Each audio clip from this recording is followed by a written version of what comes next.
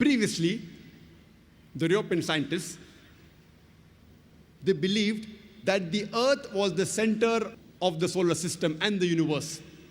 And all the planets, as well as the moon and the sun, it revolved around the Earth. This was called as geocentrism. And this was believed since the time of Ptolemy in the 2nd century BC till as late as 16th century, until Nicholas Copernicus in 1512, he propounded the heliocentric theory of the planetary motion, and he said, it is the sun which is the center of the solar system, and all the planets, as well as the Earth, it revolves around the sun. And later on, a German scientist by the name of Johannes Kepler, in 1609, he wrote in his book by the name Astronomia Novia, that not only do the planets and the Earth, they revolve around the sun, but they also rotate about their own axis.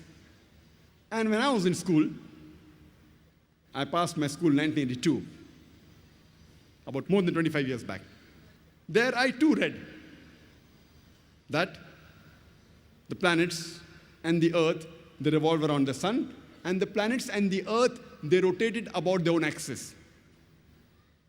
And the whole solar system, also in the galaxy, it revolved, including the sun, but the sun did not rotate about its own axis. In this context, the sun was stationary.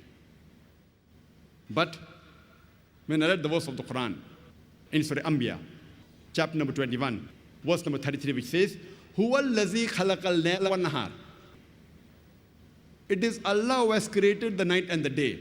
Washamsa wal qamar, the sun and the moon. Kullun fi falaki yasbahun, each one traveling in orbit with its own motion. So the Quran says the sun and the moon, besides revolving, they also rotate about their own axis.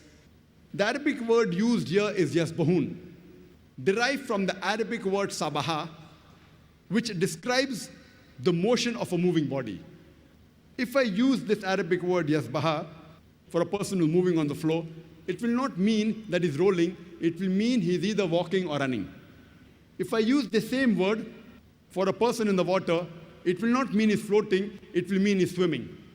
Similarly, when Allah subhanahu wa ta'ala uses the same word for a celestial body, it does not mean that it is flying in the air, it means it is moving along with its own rotation. It's rotating about its own axis. So Quran says the sun and the moon, besides revolving, it also rotates about its own axis. And today, science has discovered that even the sun rotates. Since we can't see the sun directly, you get blinded if you see directly. If you have an equipment and have the image of the sun on a tabletop, we find that there are spots in the sun. And it takes about 25 days for the spots to complete one rotation, indicating that the sun takes approximately 25 days to complete one rotation. Imagine when I was in school, I was taught the sun was stationary, it didn't rotate about its own axis. And the Quran mentioned 14 years ago that it rotates. And now, alhamdulillah, most of the schools have incorporated that the sun also rotates.